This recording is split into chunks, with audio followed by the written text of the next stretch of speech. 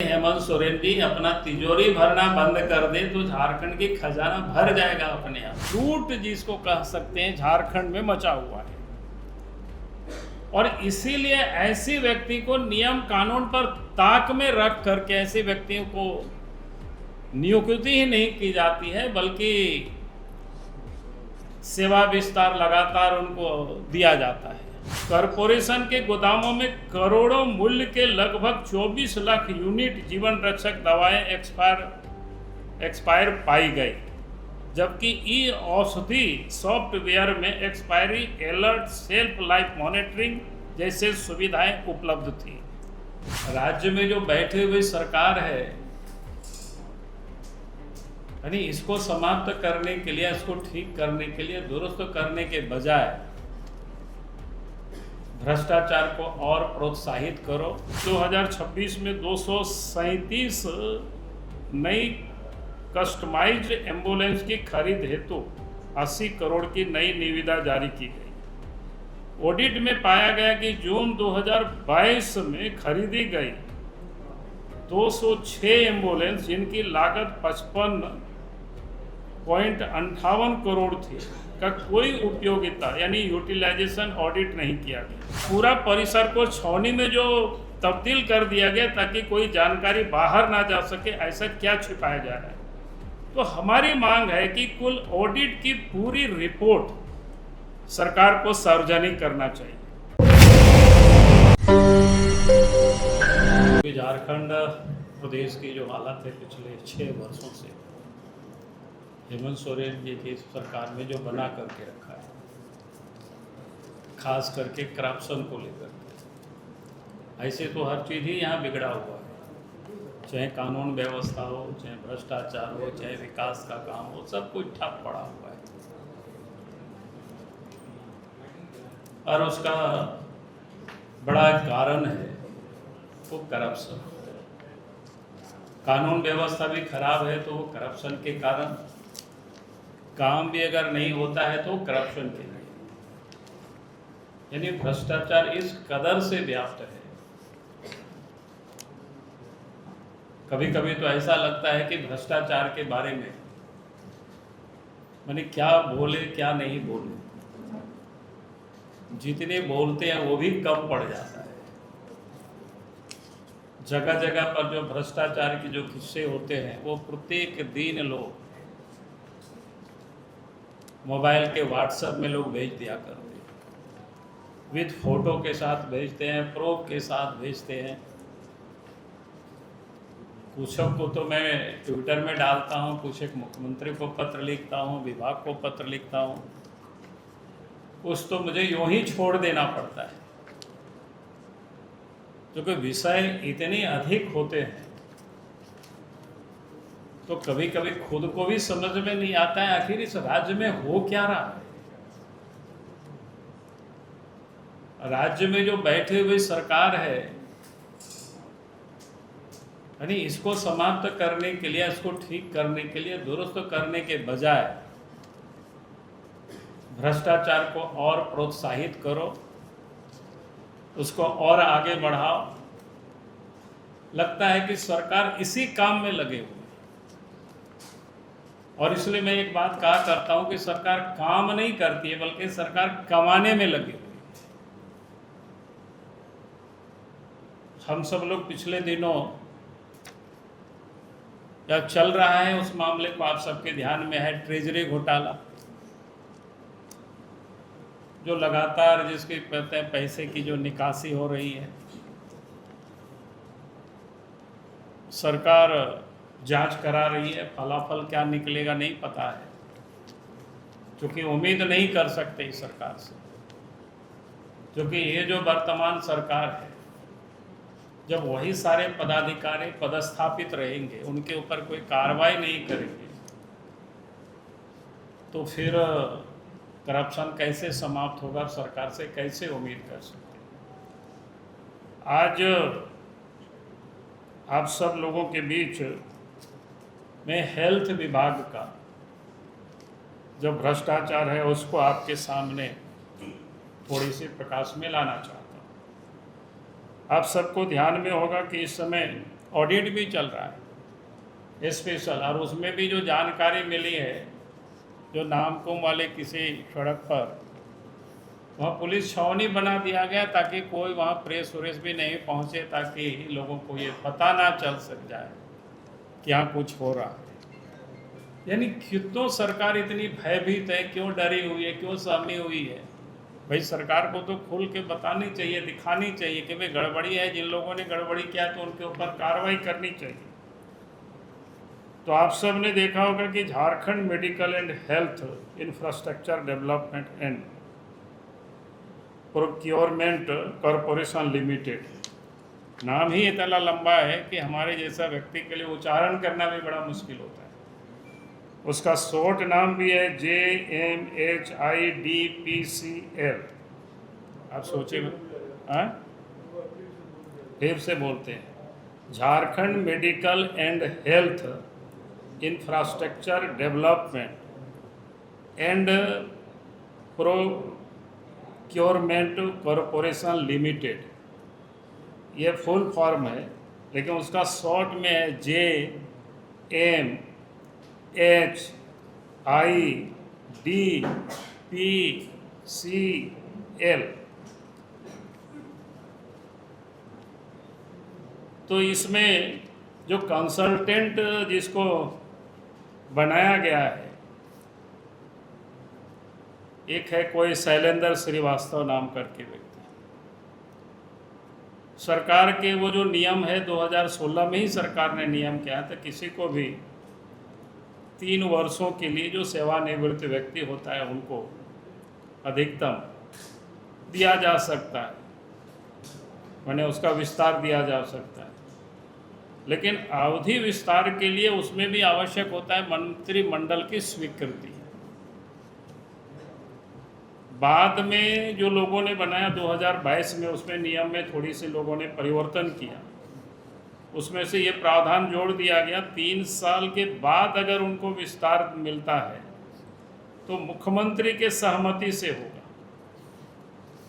लेकिन हैरानी की बात यह है कि इन नियमों के बावजूद बिना मुख्यमंत्री के स्वीकृति के ही 12 दिसंबर 2025 को शैलेंद्र श्रीवास्तव नाम के व्यक्ति को 4थे वर्ष के लिए ये जो अभी कंसल्टेंसी आपको बताए, Jharkhand medical and health infrastructure development and procurement corporation limited के इनके अवधि विस्तार यानी 5वां वर्ष के लिए उसको फिर से आगे बढ़ाना।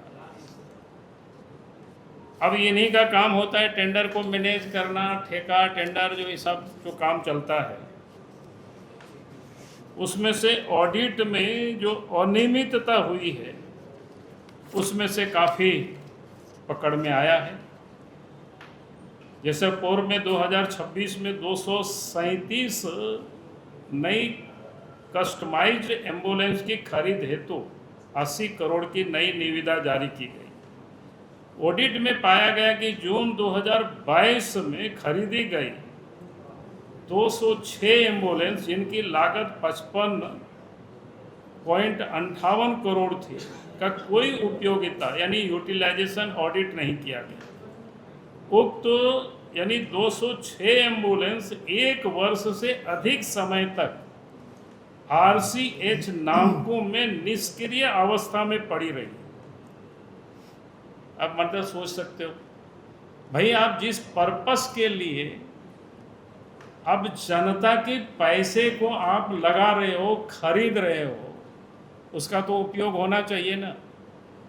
उसका उपयोग नहीं होता है, उसका यूं ही पड़े पड़े गाड़ी सड़ रहा है, इसकी कोई ऑडिट नहीं होता है, और उसके बाद फिर से आप खरीदने के लिए आप आगे बढ़ते हो। यानी किस प्रकार से लूट जिसको कह सकते हैं झारखंड में मचा हुआ है।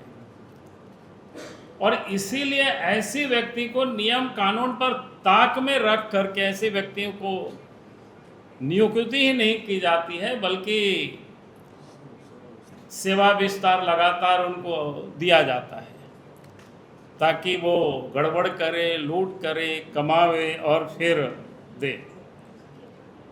कई एक नियमों में हेर फेर हुआ कि वो सारी चीज़ें आई है।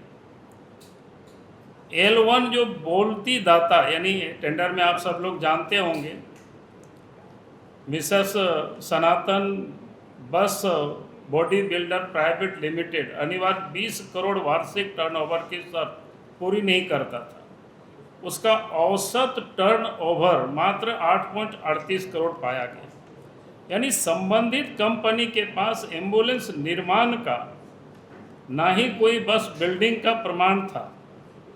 यानी ऑडिट में सब कुछ पाया गया, लेकिन अब ऐसे व्यक्ति को बना करके रखना, बैठा करके रखना, एक प्रकार से यानी पूरा विभाग को या पूरे राज्य की जनता की गाढ़ी कमाई का पैसा को लुटाना।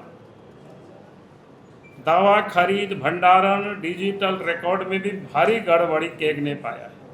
11 मार्च 2026 को किए गए सत्यापन ऑडिट में कई चौंकाने वाले तथ्य सामने आए। यानी करोड़ों की जीवन रक्षक दवाएं एक्सपायर कर गए। कॉरपोरेशन के गोदामों में करोड़ों मूल्य के लगभग 24 लाख यूनिट जीवन रक्षक दवाएं एक्सपायर पाई गई, जबकि ई औषधि सॉफ्टवेयर में expiry alert, self life monitoring जैसे सुविधाएं उपलब्ध थी। यानी ये सारे कुछ उपलब्ध है, आपको सब कुछ, यानी क्या कहते हैं आजकल तो ऐप में आपको बताता है कि भाई आप अपना अपॉइंटमेंट भी लोग डाल देते हैं कि भाई आप रोज आपका अपॉइंटमेंट आ जाएगा कि भाई कब क्या है। तो इतनी सारे कुछ होने के बाद भी अगर ये सारे बर्बाद हो रहे हैं दवा, तो आप सोच सकते हैं कि इसके पीछे क्या है मंशा सरकार की और किस प्रकार से ये लगातार लूट हो रही है। और इसीलिए क्योंकि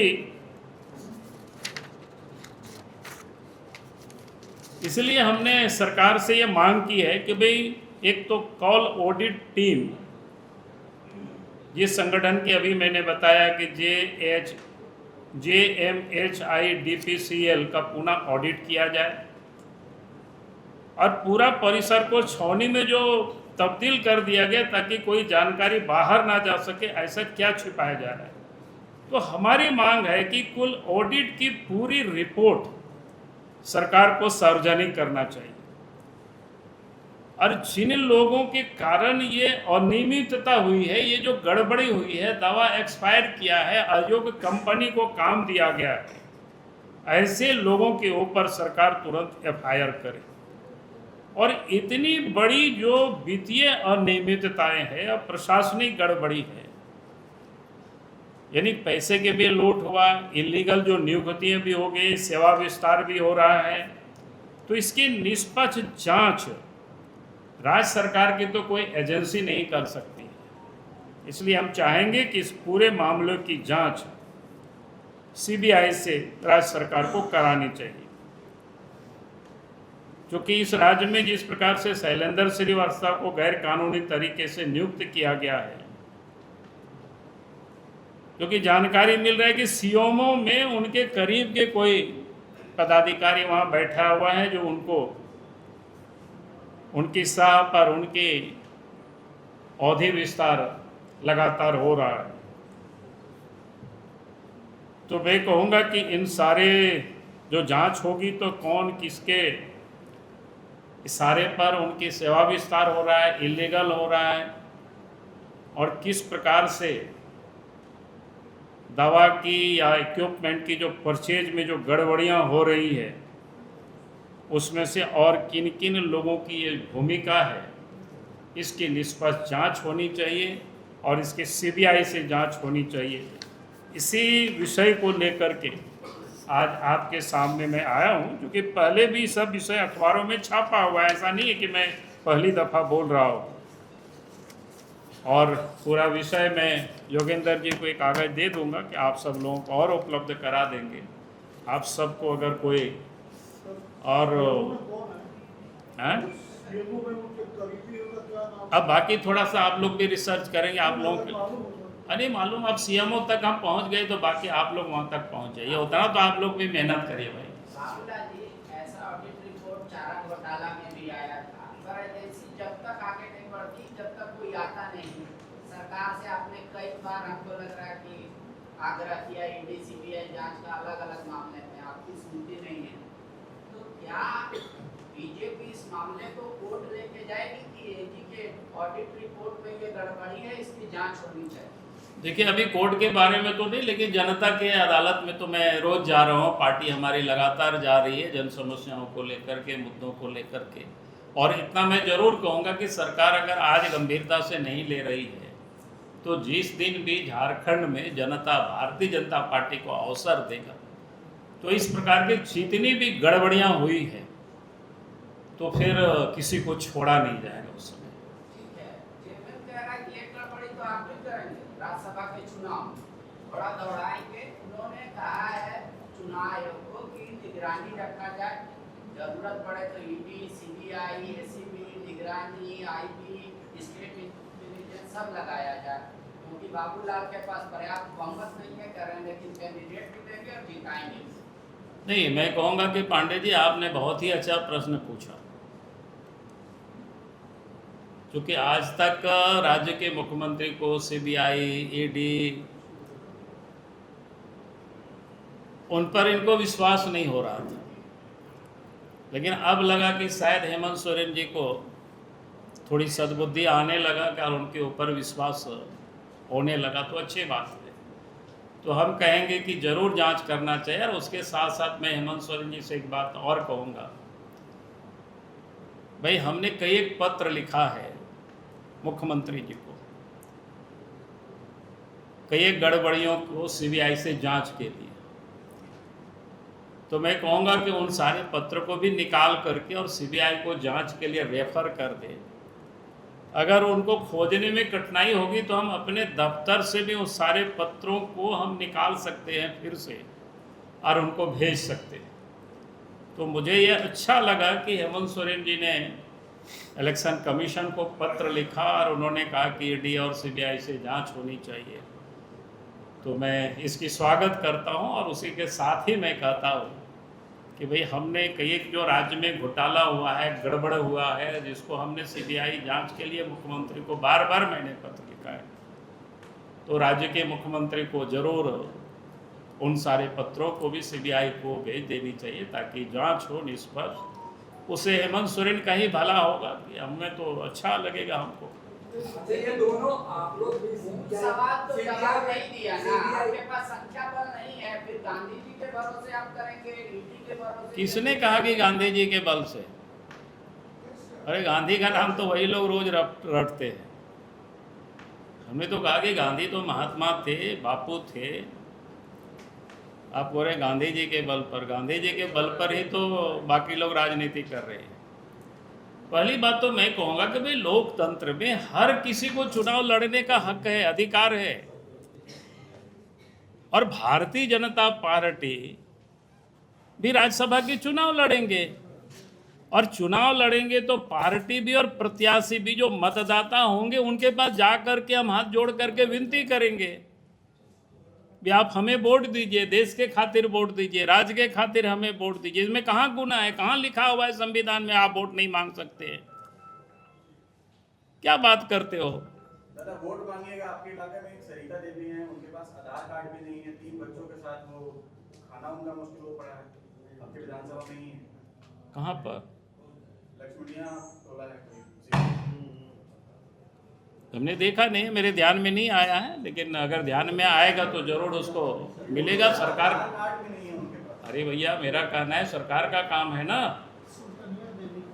कोई फायदा नहीं है। हम वही तो मैं कह रहा हूँ, सरकार का काम है एक एक परिवारों को आधार से जोड़ना, एक एक परिवारों को राशन कार्ड उपलब्ध कराना। अगर हमारे संज्ञान में आएगा, आपने लाया है, अगर डिटेल आप हमको व्हाट्सएप में भेज देंगे तो ज़रूर हम उसके काम में हम उनको मदद करेंगे। समीक्षा बैठक में इसके बाद जब वित्त मंत्री निकले तो उन्होंने उनसे पूछा गया कि ट्रेजरी घोटाले को लेकर कुछ बात हुई। उन्होंने कहा कि ट्रेजरी घोटाला नहीं है, वेतन घोटाला है, और मुख्यमंत्री से इस पर बात वो ट्रेजरी घोटाला की वेतन घोटाला। अरे भैया ट्रेजरी से तो पैसा वैसे ना निकालता है, या तो वेतन के नाम पर निकाला या फिर किसी बिल में लोग निकालते हैं, तो घोटाला और क्या होता है घोटाला? इसीलिए आप समझो कैसे वो लोग लिपापोती करने की लोग कोशिश कर रहे हैं।